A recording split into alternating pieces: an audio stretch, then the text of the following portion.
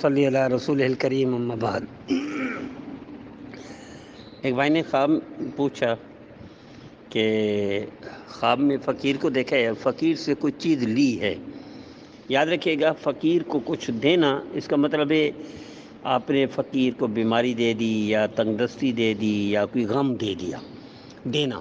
لیکن اگر لیا تو یہ چیزیں خرید لی، یعنی یا تو بیماری لے لی یا مصیبت لے لی یا تکلیف لے لی۔ اللہ ہر میرے بھائی میرے بہن کو تکلیفوں سے محفوظ فرمائے، بیماریوں سے دور فرمائے، دکھ درد سے اللہ نجات عطا فرمائے۔ اللہ ہر پریشانی کو سے دور رکھ کر ہر خوشی عطا فرمائے، ہر راحت عطا فرمائے، ہر قبولیت عطا فرمائے، ہر سعادت عطا فرمائے۔ اسی طرح ایک خواب دیکھا کسی بہن نے کہ وہ دیکھا ہے یعنی سورج دیکھا، لیکن ایسا سورج ہے جس کو گھیرا ہوا ہے بادلوں نے۔ سورج دیکھنا تو یہ بہت ہی اچھی علامت ہے، اور لیکن اگر اس میں بادل دیکھے تو اس کا مطلب ہے اچھائی پر برائی غالب آ گئی، یعنی غم ملے گا یا کوئی تکلیف مل سکتی ہے یا کوئی مصیبت مل سکتی ہے۔ اللہ ہر بھائی ہر میری بہن کو تکلیف سے، رنج سے، غم سے محفوظ فرمائے، ہر تکلیف سے دور فرمائے۔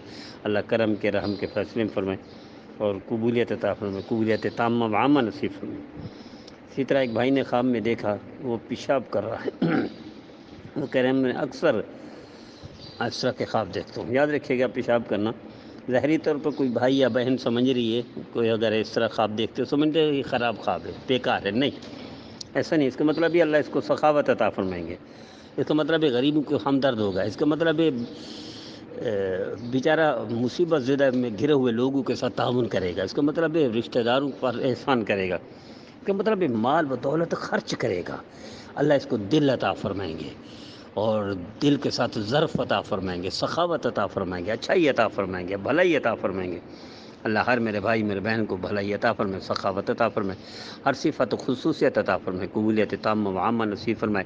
اللہ تعالیٰ ہر میرے بھائی میرے بہن کو مقربین میں شامل فرمائے، کاملین میں شامل۔ آئیے، میں نے عرض کیا تھا کہ ہمارا قافلہ جا رہا ہے 28 29 30 تھر میں، تو کوئی بھائی ہمارے ساتھ جانا چاہے اپنے ہاتھوں سے دیکھے، ان کے حالات دیکھے، وہ لوگ خرچ کریں ان پر، چاہے کسی بھی مد میں کسی بھی طرح سے کوئی بھی بھائی تیار ہو تو آئیے، تشریف لے چلیے، ہمارے ساتھ چلیے، ان کے حالات دیکھیے۔ اللہ ہر میرے بھائی کو میری بہن کو مصیبت زدوں کے لیے استعمال فرمائے، ملک وطن کی بہتری کا ذریعہ بنائے، انسانیت کی ہدایت کا ذریعہ بنائے۔ اللہ ہر ایک کو خصوصیت کے ساتھ ہر صفت عطا فرمائے جو اللہ کو محبوب ہے، ہر بھلائی عطا فرمائے جو اللہ چاہتے ہیں۔ نبی کریم صلی اللہ تعالی وسلم کی 100% فرمانبرداری کی توفیق عطا فرمائے، نافرمانی سے محفوظ فرمائے۔